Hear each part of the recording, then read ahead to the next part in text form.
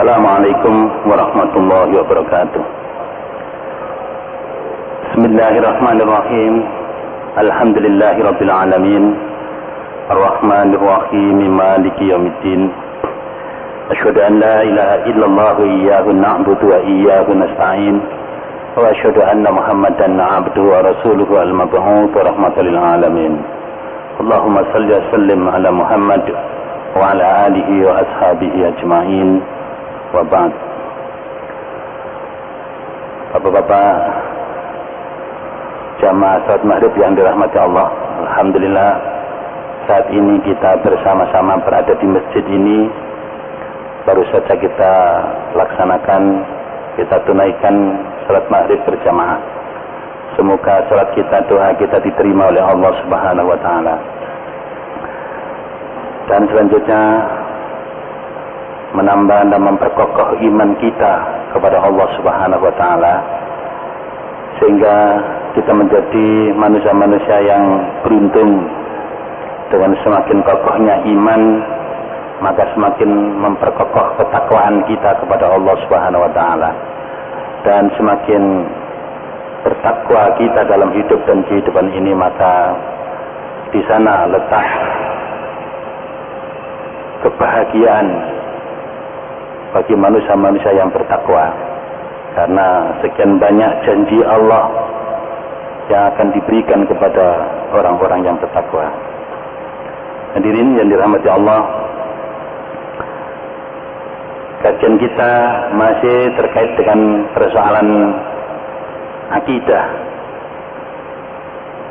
yaitu hubungan kita dengan Allah Subhanahu wa taala, ikatan kita dengan Allah Subhanahu wa taala. Kita berusaha untuk membina hati kita ini, membina pikiran kita, perasaan kita, perilaku dan perbuatan kita ini menjadi manusia-manusia yang benar hubungannya, kaitannya dengan Allah Subhanahu wa taala. Jangan sampai hidup yang hakikat urusannya hanya dengan Allah itu, kita berada dalam kondisi tidak benar. Tidak benar hati kita, tidak benar keyakinan kita, tidak benar pikiran kita, tidak benar perilaku kita di hadapan Allah Subhanahu wa taala. Padahal kita sebagai muslim telah menyadari bahwa urusan hidup ini hakikatnya hanyalah urusan dengan Allah. Tidak berurusan dengan Pak RT, Pak RW, Pak Lurah, Pak Camat, Pak Bupati, Pak Presiden, dengan pimpinan yayasan, pengurus yayasan dan seterusnya. Dan semuanya itu berurusan dengan Allah hakikatnya. Memang dalam keseharian kita, dalam aktivitas kita ini, kita berurusan dengan banyak hal dan banyak orang, banyak kegiatan, tetapi hakikat hidup kita ini hanya berurusan dengan Allah. Kita sebagai karyawan, sebagai eksekutif, sebagai pengusaha, sebagai pejabat pemerintahan, sebagai apa saja, siapa saja, maka hakikatnya hanya berurusan dengan Allah Subhanahu wa taala. Dan nanti Bapak sekalian, semua urusan itu hanya dikembalikan kepada Allah. Wa ilallahi turja'ul umur. Semua urusan kita ini kembalinya kepada Allah. Mungkin kita ini sibuk sekarang berKTT ASEAN di Bali umpamanya, ya, atau apa sajalah kesibukan kita ini. Ya, kalau kita sedang ceramah ini atau sedang apa saja, sebenarnya ini semua berurusan dengan Allah, tidak berurusan dengan yang lain. Nah, karena hakikat hidup ini urusannya hanya dengan Allah, maka kita harus benar. Hatinya benar, pikirannya benar, perilakunya benar, semuanya benar di mata Allah. Itu ya, di mata Allah. Kalau benar di mata manusia itu seringkali nggak benar juga, Pak. ya.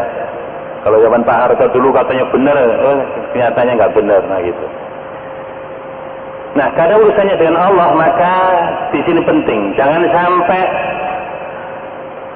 hubungan kita dengan Allah itu tidak baik. Khususnya masalah hati ini, masalah hati. Kenapa kita bina akidah kita ini? Karena memang kita ini, jangan sampai hati kita ini tidak benar. Artinya terjangkiti kekafiran, terjangkiti kesyirikan, terjangkiti kemunafikan, dan terjangkiti perbuatan-perbuatan yang membuat kita ini tidak baik urusannya dengan Allah. Nah ini baik urusannya dengan Allah. Karena itu sekalian masalah akidah ini penting, sebab ini yang menyangkut batal dan tidaknya kita sebagai muslim, sebagai mukmin yang mestinya kita diridhoi oleh Allah dalam hidup ini, atau menjadi muslim yang tidak sempurna, atau beriman yang tidak sempurna keimanannya karena kita tidak menjaga diri kita secara baik dari hal-hal yang menodai keyakinan dan keimanan kita kepada Allah Subhanahu wa taala, yang menodai dan merusak hubungan kita dengan Allah Subhanahu wa taala. Kajian kita terakhir yang lalu kita sudah sampai kepada persoalan nifak, persoalan kemunafikan, yaitu ada nifak besar, nifak akidah, yaitu menyembunyikan kekafiran dalam hati dan menampakkan keimanan dalam lisan dan perbuatannya. Nah, dan itu kemarin ada beberapa hal, di antaranya jenis nifak besar itu, yaitu berupa mendustakan Rasulullah baik secara parsial sebagian maupun secara keseluruhan, mendustakan sebagian dari ajaran yang dibawa oleh Muhammad Rasulullah SAW, membenci Rasulullah SAW, membenci sebagian ajaran yang dibawa oleh Muhammad Rasulullah SAW, dan selanjutnya merasa gembira kalau Islam ini mundur, tak maju, kalah, dan merasa benci kalau Islam itu memperoleh kemajuan, kemenangan, dan keberhasilan. Orang-orang yang memiliki penyakit 6 itu berarti dia terjangkiti nifak besar. Orang munafik dengan kemunafikan yang besar. Kemudian bagi kalian selanjutnya kita lanjutkan ini sekarang dengan nifak kecil, yaitu nifak yang bersifat amali, perbuatan, yaitu perbuatan yang berbeda yang kita lakukan, yang berbeda dari apa yang telah diperintahkan oleh syariat Islam. Kita ada beberapa hal bagi kalian nifak kecil ini. Jenis nifak kecil diantaranya adalah dusta dalam perkataan. Ya, kita ini jangan membiasakan berdusta dan membiasakan terhadap anak-anak kita untuk berdusta. Sebab dusta ini berat akibatnya. Dan kalau kita sudah terbiasa dusta, maka nanti selanjutnya itu menjadi sifat, menjadi karakter. Dan selanjutnya kita akan disifati dengan sifat sebagai pendusta. Nah ini mas sekalian, kalau dusta sekali karena kekhilapan, ya masih diampuni. Tapi kalau sudah diulang-ulang dan itu sudah menjadi kebiasaan, bahkan itu menjadi sifat, maka itu sulit untuk dilepaskan dari kehidupan ini. Orang yang sudah sering berdusta atau terbiasa berdusta, itu sudah terjangkit dengan nifak kecil. Rasulullah bersabda, innal kadhiba yahdi ilal fujur wa innal fujura yahdi ilan nar wa la yazalu ar-rasul yakdhibu wa yataharral kadhiba hatta yaktaba indallahi kadzaban. Sesungguhnya dusta itu mengantar kepada kemaksiatan, dan kemaksiatan itu mengantar kepada neraka. Seseorang akan terus berdusta dan senantiasa mencari celah untuk berdusta hingga ia dicatat di sisi Allah sebagai pendusta. Bapak sekalian yang kami hormati,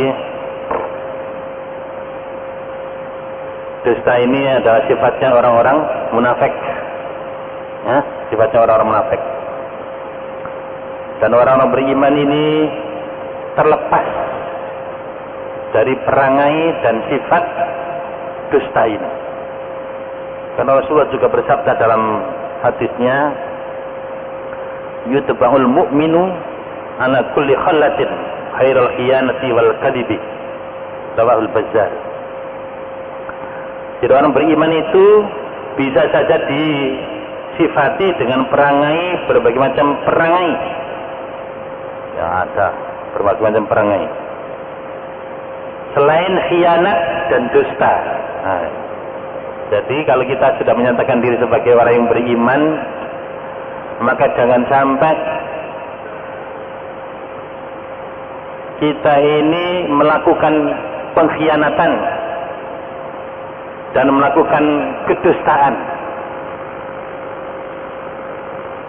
Dan jangan sampai kita berulang-ulang atau terus-menerus membiasakan berkhianat dan berdusta. So, kalau sudah terus-menerus, akhirnya itu menjadi karakter, menjadi sifat. Dan kalau sudah menjadi karakter dan sifat seperti itu, maka akan mengantarkan kita ke fujur, kepada kemaksiatan. Jadi pintu kemaksiatan itu di sini, khianat dan apa? Dusta ini. Kalau orang itu sudah dusta, sudah khianat, maka pintu kemaksiatan akan terbuka. Dan kalau sudah fujur, maka kita akan terhantar untuk masuk ke dalam neraka.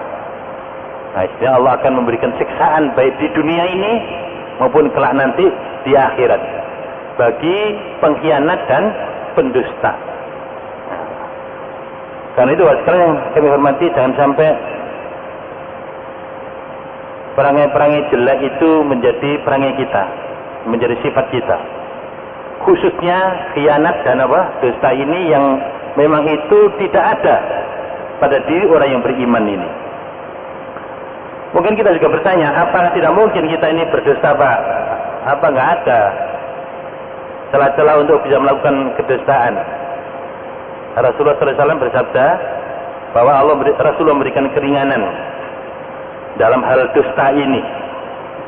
Rasulullah menyatakan dalam sabdanya, rakhasa Rasulullah SAW minal kadhibi fi talatin fil harbi wa fil islahi bainan nas wa qawlir rajuli limra'atihi. Rawahu Ahmad. Rasulullah SAW memberikan keringanan untuk berdusta hanya dalam 3 hal. Jadi ya, hanya dalam apa? 3 hal. Jadi kita boleh berdusta hanya dalam 3 hal. Pertama, fil harbi, dalam perang. Dan memang Rasul mengatakan al-harbu khid'ah, bahwa perang itu adalah tipu daya. Ya, karena itu maka kita akan memberikan sebuah kedustaan dalam berperang itu kepada musuh-musuh. So, kalau kita tidak melakukan tipu daya kepada musuh, kita dihabisi oleh musuh. Gitu, ya. Jadi kita boleh berdusta itu dalam keadaan apa? Perang, dalam suasana perang. Karena yang perang itu adalah tipu daya.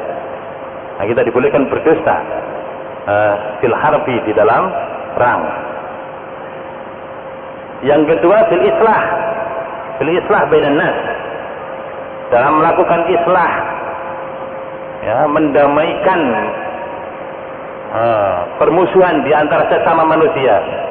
Jadi kalau kita ini ditugasi untuk melakukan islah,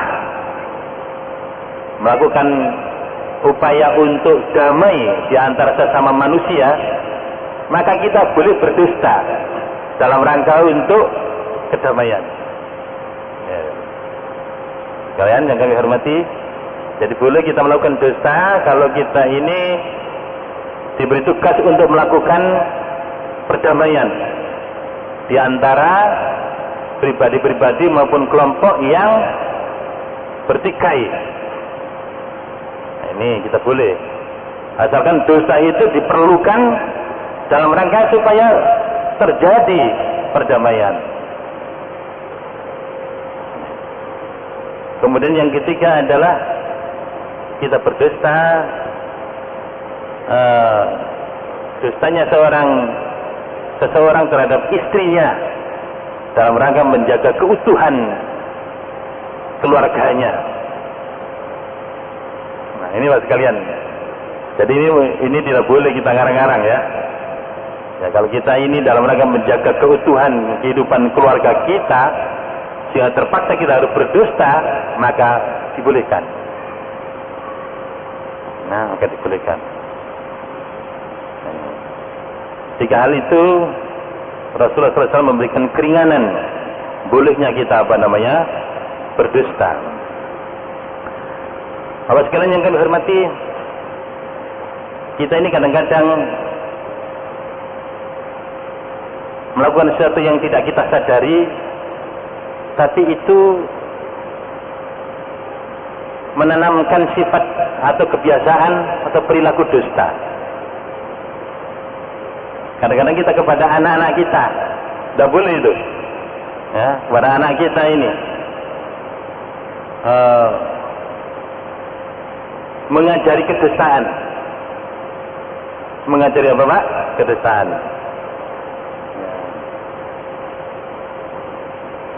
Kita kepada hewan saja tidak boleh. Umpamanya kita pura-pura ngasih makan ayam. Ya, itu ya. Kasih agama pura-pura ngasih makan apa? Ayam. Padahal itu bukan makanan, hanya sekedar ayam itu supaya mengikuti kita. Itu tidak boleh. Dan itu adalah kebohongan, itu adalah kedustaan, itu adalah kepalsuan. Ya, apalagi kepada anak-anak kita. Ya, kepada anak-anak kita. Ya. Apa-apa yang kita ucapkan, yang kita nyatakan sebenarnya tidak ada. Seringkali ada tamu kita katakan kepada anak kita, sampaikan, nggak ada. Bapakmu, ibumu, itu sama dengan mendidik Pak. Melatih anak-anak untuk berbohong. Nah, seringkali kasus-kasus atau kejadian-kejadian seperti ini terjadi dalam kehidupan keseharian kita ini. Itu di luar kontrol seringkali, di luar kontrol, di luar kendali. Maka jangan sampai kita melakukan hal-hal yang seperti itu, karena main-main dalam hal dusta ini berbahaya. Dusta dan khianat ini adalah pintu kemaksiatan, pintu fujur. Jangan sampai terjadi bagi kita, orang-orang yang beriman.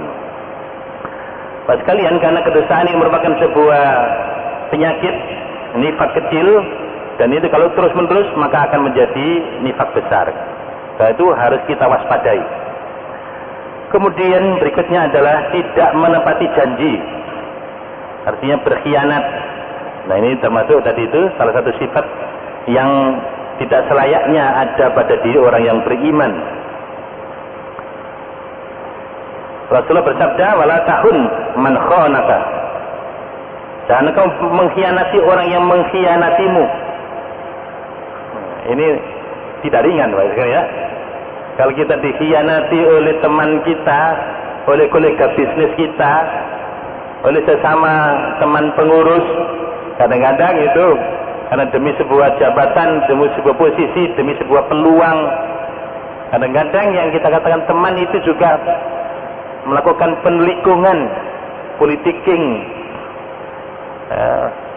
terjadi pengkhianatan. Jangan sampai perbuatan khianat ini terjadi pada kita, orang yang beriman ini, karena tidak selayaknya sifat ini ada pada orang yang beriman. Hatta kepada orang yang mengkhianati kita dilarang oleh Nabi membalas pengkhianatan. Ayo ya.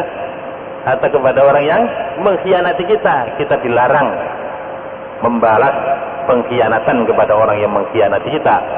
Kata Nabi, wala tahun man khanaka. Sekalian yang kami hormati, Rasulullah juga mengatakan kaburat khianatan an tuhadditha akhaka hadisan huwa laka bi musaddiqun wa anta lahu bi kadzib. Rawahu Ahmad wa Abu Dawud. Sungguh merupakan suatu yang besar murkanya, gitu ya. orang yang melakukan khianat ini, kalau dia berbicara kepada saudaranya dengan sebuah pembicaraan, kemudian pembicaraan itu dibenarkan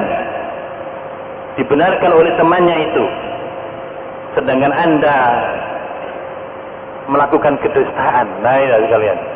Jadi kalau kita menyampaikan sesuatu, sebenarnya sesuatu yang kita sampaikan itu merupakan sebuah kedustaan, dan kedustaan yang kita sampaikan itu sudah dibenarkan oleh saudara kita yang menerima perkataan atau pernyataan itu, maka ini adalah merupakan pengkhianatan yang besar.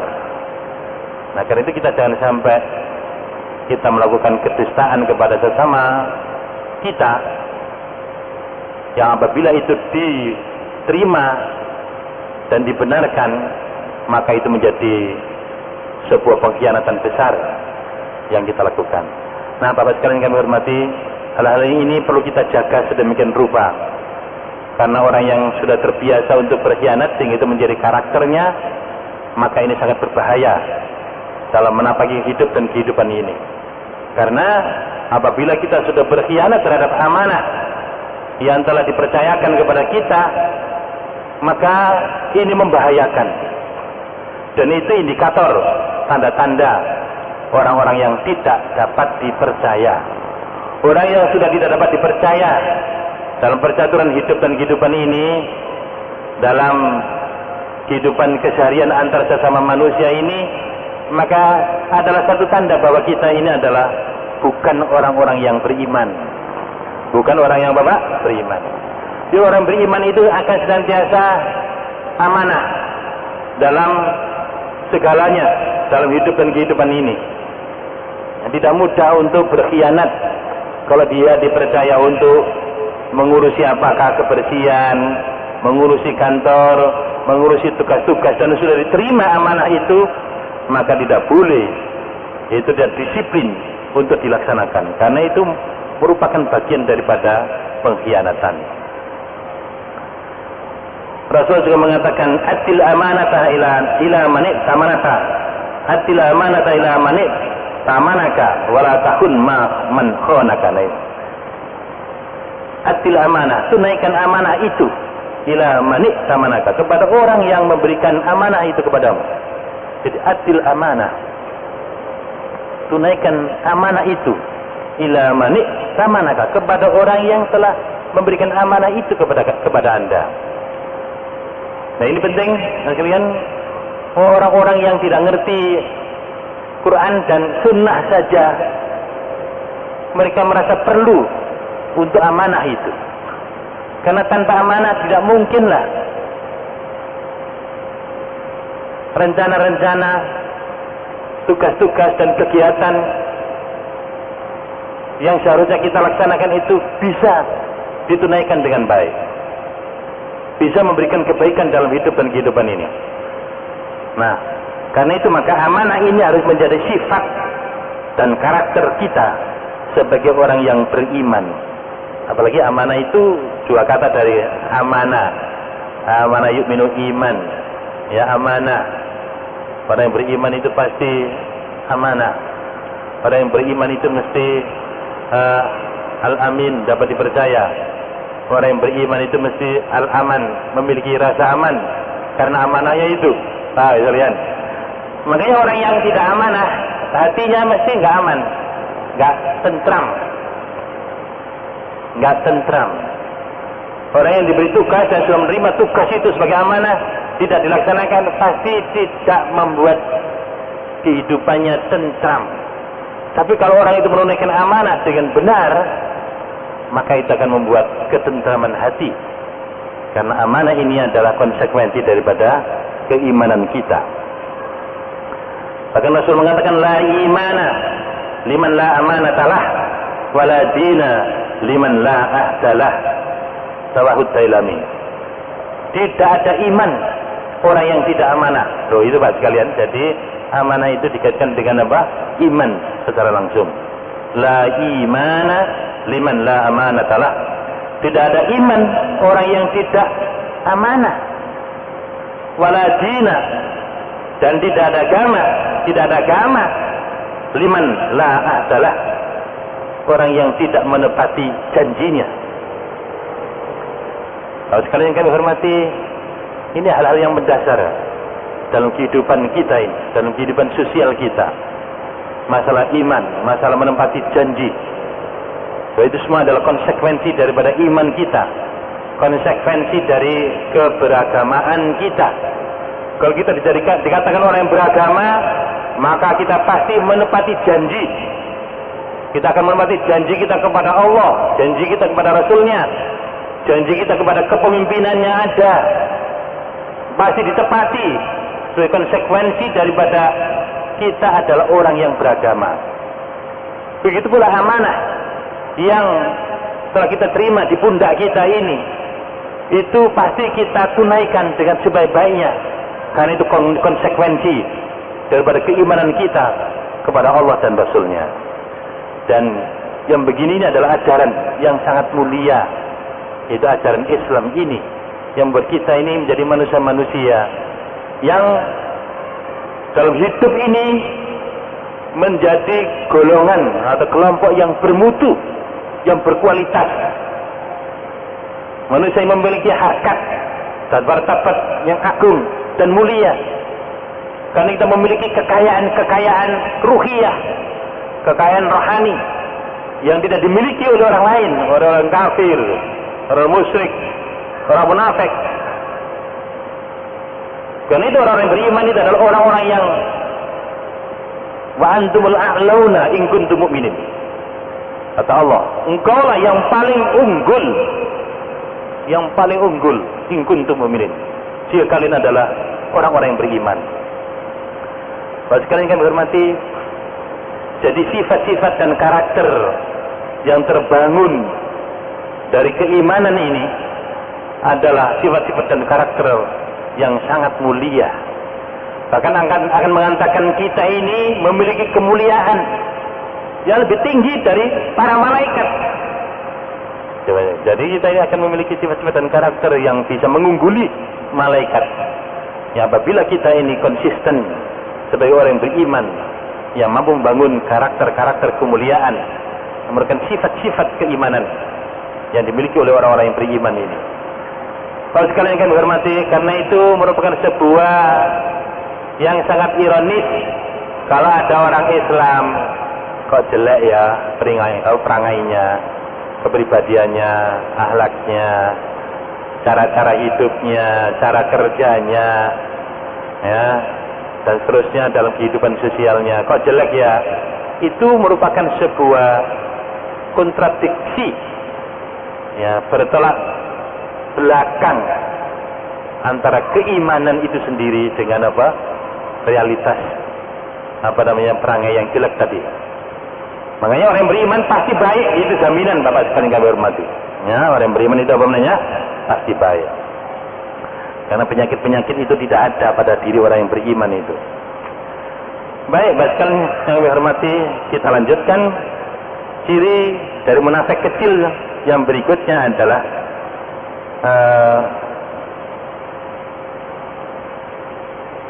berlaku curang ketika bertengkar dengan jalan keluar dari aturan akhlak yang luhur. Misalnya kita berkata bohong dalam menjelaskan tema perkara atau melebih-lebihkan permasalahan dengan jalan kebohongan. Jadi kita tidak boleh curang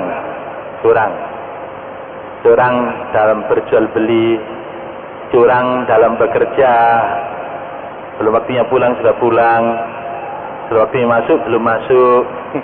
Itu curang juga Pak. Curang dalam timbangan, dalam takaran, dalam ukuran, ya, curang dalam apa saja, baik waktu, uang maupun apa saja.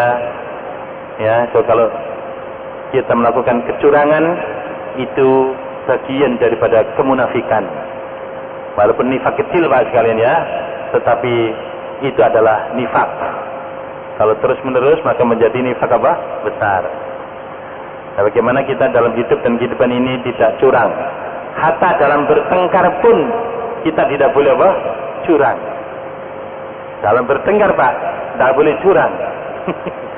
Ya, apalagi dalam kehidupan muamalah, dalam keseharian ini kita tidak boleh melakukan kecurangan karena itu adalah sifat kemunafikan. Berikutnya adalah penipuan. Ya, curang, nipu, hampir dekat ini. Dan sampai kita ini melakukan penipuan. Ya, penipuan dalam kehidupan kita sesama muslim, sesama mukmin ini, dalam kehidupan sosial. Kita harus menunjukkan kejujuran. Ya, kita harus menunjukkan yang benar. Ya, jangan sampai kita suka yang palsu-palsu itu. Ya, suka nipu-nipu itu. Rasulullah bersabda, "Yunsabu likulli hadirin liwa'un yaumal qiyamah. Yuqalu hadhihi hudratu fulanin." Setiap penipu akan dipancangkan baginya sebuah bendera. Dan dikatakan ini adalah bendera yang menunjukkan penipuan si fulan. Jadi nanti di hari kiamat nanti orang yang suka nipu kasih bendera, kasih lambang penipuan. Nabi. Dan sama kita menipu dalam berjual beli, ya, menipu di dalam muamalah yang lain. Ya, penipuan itu adalah bagian daripada apa? Penyakit nifak kecil. Pak sekalian yang kami hormati, Rasulullah SAW mengumpulkan sifat-sifat kaum munafik dalam sabdanya yang seringkali sudah kita dengar, ayatul munafiki arba'un, idza haddatsa kadzaba, wa idza wa'ada akhlafa, wa idza khasama hajara, wa idza ahada hajara. Tanda-tanda orang munafik itu ada 4. Yang pertama, jika dia berkata dusta, bohong. Yang kedua, wa idza wa'ada akhlafa, apabila dia berjanji ingkar, tidak menepatinya. Wa idza khasama, dan jika ia bertengkar, fajaro, curang.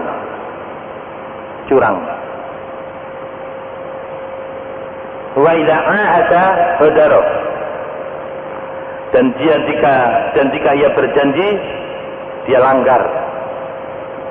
melanggar janji. Nah, sekalian, ini tanda-tanda kemunafikan yang seringkali kita dengar, yang kita tidak boleh ada penyakit-penyakit yang berbahaya itu. Karena itu kalau sudah menjadi karakter, maka kita akan distempel,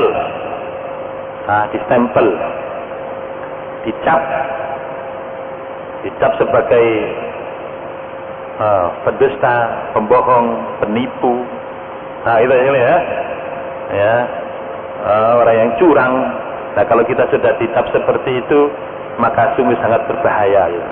Sangat berbahaya. Ya, ini adalah karakter neraka.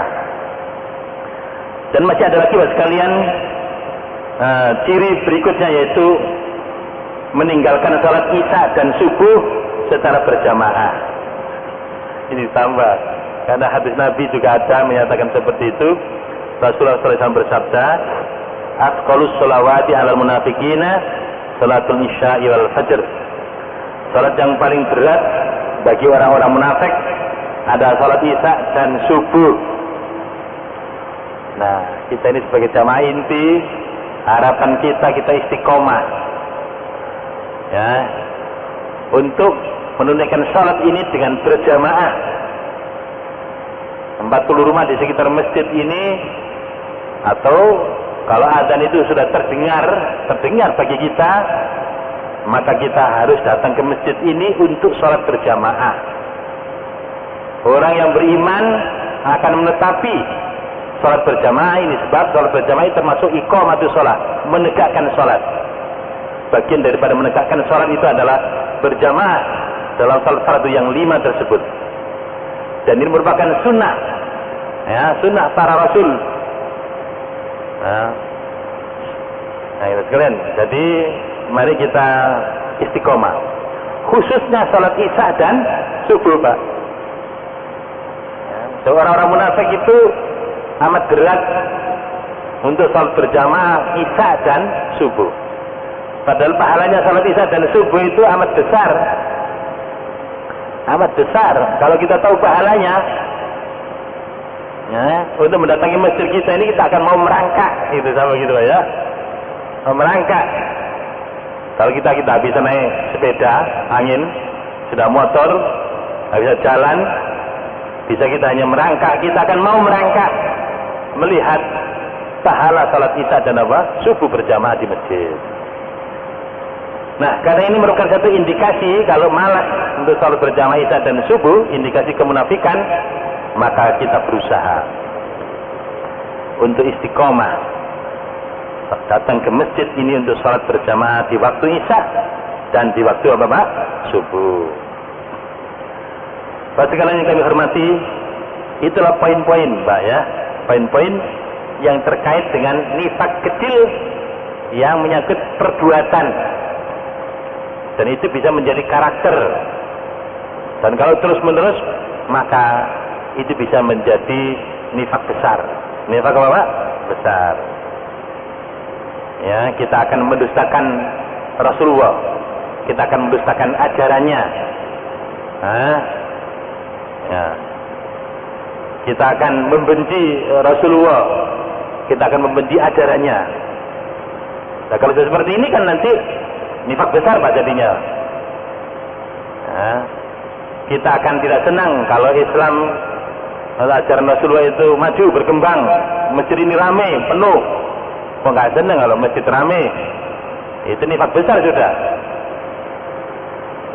Kita senang kalau Islam ini ramai terus, bertengkar terus. Nah, kalau pribadi-pribadi Islam itu gagal, kalau keluarga Islam gagal, kalau yayasan-yayasan Islam bangkrut, gak maju. Kalau ormas Islam gak berkembang. Kalau parpol-parpol yang betul Islamnya gak berkembang. Kalau kita senang Islam itu gak berkembang, ini nifak besar, Pak. Nifak apa? Besar. Jadi orang Islam ini mesti senang kalau Islam ini berkembang pesat. Islam ini mempengaruhi kehidupan berbangsa bernegara ini. Islam maju memimpin di negeri ini, di dunia ini. Itu indikasi bahwa kita ini orang beriman. Tapi kalau malah sebaliknya, maka berarti nifak besar telah menjangkiti kita semua. Akhirnya, Bapak sekalian yang berhormati, di dalam surat Al-Munafikun Allah berfirman, "Idza ja'akal munafiquna qalu nashhadu innaka la rasulullah wallahu ya'lamu innaka la rasuluh wallahu yashhadu innal munafiqina lakadzibun ittakhadhu aymanahum junnatan fasaddu an sabilillah innahum sa'a ma kanu ya'malun dzalika bi annahum amanu tsumma kafaru fatubiya ala qulubihim fahum la yafqahun." Yang artinya, apabila orang-orang munafik itu datang kepada kamu, kepada Nabi Muhammad waktu itu, nah kalau sekarang nggak ada Nabi Muhammad, siapa? Ya kepada pelanjutnya, yaitu para ulama yang memimpin kehidupan ini. Ya, Bapak sekalian. Jadi apabila orang-orang munafik itu datang kepadamu Muhammad, mereka berkata, kami mengakui bahwa sesungguhnya kamu benar-benar Rasul Allah. Begitu dulu Abdullah bin Ubay bin Salul begitu datang kepada Muhammad. Bahwa kamu adalah utusan Allah, gitu. Dan Allah mengetahui bahwa sesungguhnya kamu benar-benar Rasulnya. Dan Allah mengetahui pula bahwa sesungguhnya orang-orang munafik itu benar-benar orang pendusta. Abdullah bin Ubay bin Salul itu mengakui bahwa Muhammad itu adalah utusan Allah. Ini hanya lisannya, Bapak sekalian, lisannya saja. Abdullah bin Ubay bin Salul itu lisannya bohong. Perbuatannya juga bohong. Dia kalau sholat juga di depan juga, di belakang Nabi. Abdullah bin Ubay bin Salul ini, dia juga ikut berperang juga, tapi dia menimbulkan fitnah di mana-mana. Itu Abdullah bin Ubay bin Salul. Lisannya, perbuatannya menunjukkan keislamannya, tetapi hatinya kafir, ingkar kepada Islam, kepada Muhammad. Nah itu, ini nifak besar, Pak. Itu nifak apa? Besar. Mereka itu menjadikan sumpah mereka sebagai perisai, lalu mereka menghalangi manusia dari jalan Allah. Mereka menyatakan diri berislam, berjanji, bersumpah di hadapan Nabi menjadi pengikutnya. Tapi sumpahnya, janjinya ini sekedar perisai saja, sekedar tameng. Ya, padahal mereka itu adalah menghalang-halangi perjalanan Islam, perjalanan umat Islam, perjalanan Rasulullah dan sahabat-sahabatnya. Lalu mereka menghalangi manusia dari jalan Allah. Sesungguhnya amat buruklah apa yang telah mereka kerjakan. Ya, inna musa'a ma kanu ya'malun. Sesungguhnya mereka itu sungguh amat jelek apa yang mereka lakukan itu. Dzalika bi annahum amanu tsumma kafaru. Yang demikian itu disebabkan karena sesungguhnya mereka itu telah beriman tsumma kafaru, kemudian mereka menjadi kafir. Beriman tapi itu Pak, terus mengingkari keimanannya dengan berbohong, dengan menipu, dengan tidak jujur, ya, dengan khianat dan lain sebagainya itu. Terus akhirnya menjadi apa? Kafir dia. Fatubi'a ala qulubihim fahum la yafqahun. Kemudian hati mereka dikunci mati. Tubi'a dicetak, dikunci mati ala qulubihim, hati-hati mereka. Fahum la yafqahun, maka mereka tidak memahami ya apa yang mereka lakukan. Pak sekalian yang kami hormati, semoga kita ini semua terhindar dari penyakit nifak, baik penyakit nifak kecil, apalagi penyakit nifak apa? Besar. Sebab kalau kita sudah terjangkiti penyakit itu, maka Allah Subhanahu wa taala murka. Ya, murka. Kalau sudah kita terjangkiti penyakit yang seperti ini, kemurkaan Allah itu membuat hati kita tidak tenang. Hidup kita tidak sejahtera. Hidup kita menjadi tidak baik. Hidup kita menjadi tidak selamat kalau kita sudah dimurkai oleh Allah Subhanahu wa taala. Bahkan penyakit nifak ini, atau apabila kita menjadi munafik, maka kita akan diletakkan pada neraka yang paling bawah. Innal munafiqina fit darkil asfali minan nar. Orang-orang munafik itu kelak akan berada pada neraka yang paling asfal. Asfal itu paling bawah dari api neraka. Na'udzubillah min dzalik. Mari kita sudahi majelis kita ini dengan memanjatkan doa kafaratul majelis. Subhanakallahumma wa bihamdika asyhadu an la ilaha illa anta astaghfiruka wa atubu ilaik. Wa sallallahu ala Muhammadin wa alihi wasallam. Walhamdulillahirabbil alamin. Assalamualaikum warahmatullahi wabarakatuh.